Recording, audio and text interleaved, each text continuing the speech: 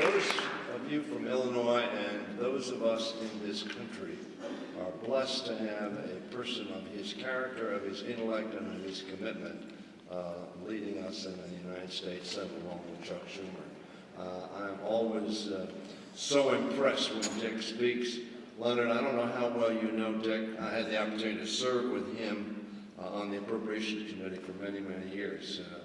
And then he came to the Senate, and he is just a marvelous asset for our country. And I want to say Leonard Lance is as well. I don't know Leonard Lance as well as I know Dick Durbin. He and I are on different sides of the aisle. But I will tell you, on our side of the aisle, we perceive Leonard Lance, who you are honoring today, as someone who is a man of principle. Yes, he's a man of party, but first he's a man of principle.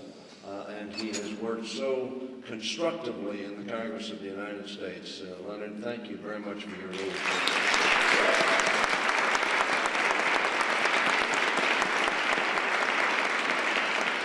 Chairwoman Chu, it's good to be with you. Thank you for your leadership. Members of the National Endowment for the Arts, and Bob Lynch, my friend. And Josh Groban has a wonderful song that you've heard. If he were here, I'd ask him to sing it, but I did want the lyrics changed because some of you will remember the last line, you lift me up to more than I can be.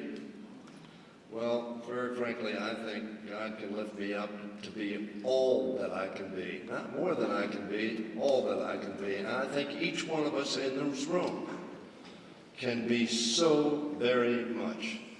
And your role today is to help lift us up to all that we can be as a society that wants to honor the arts.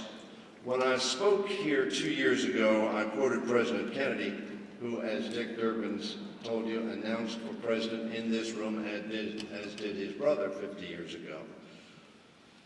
He said that art is not a form of propaganda, but a form of truth. A form of truth. In an era of fake news and attempts to silence those who express dissenting views through intimidation and ridicule, President Kennedy's statement has taken a new meaning, and I suggest to you a new urgency. It's up to America's artists to remind our country of who we are, to cast the light of truth even when the truth is inconvenient or unpopular, especially when it's inconvenient or unpopular. The arts, of which I've been proud to be a strong supporter, as Bob has indicated, to work with so many of you over the years to make sure that our country continues to invest in the arts at a level far, far, far below what almost every nation in history, whether it was the Romans or the Greeks, their investment in the arts was extraordinary. Privately, of course, so many of you perhaps in this room and so many around this country take their private resources and invest in the arts and make such a wonderful difference. The arts, you're here today to talk about because you share the commitment to these principles. You're here because you believe art is indispensable in a democratic civilization. You're here because you understand the power of arts to elevate our discourse and remind us of who we are. From the earliest paintings in the dark caves of Lascaux to the tiny sculpture placed by astronauts on the surface of the moon, it is through art that we express our common humanity and our common destiny. In every poem, in every picture, every ballad and ballet, we'd rediscover what it means to live as what John Donne called part of the main. No man is an island, entire of itself.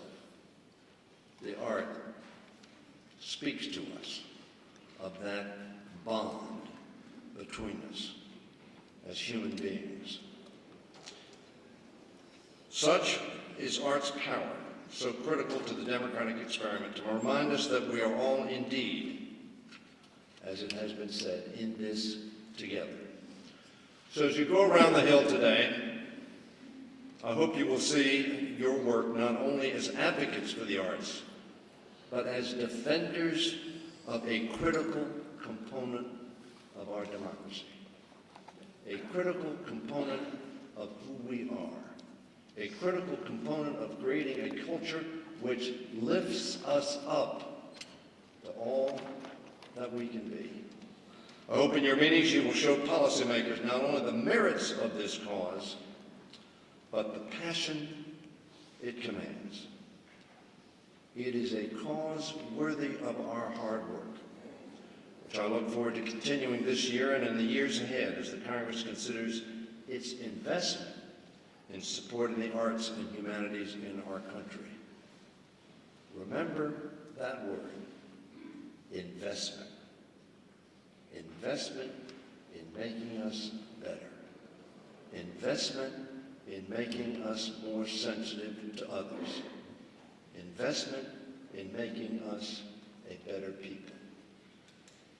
Lift us up to all that we can be. God bless.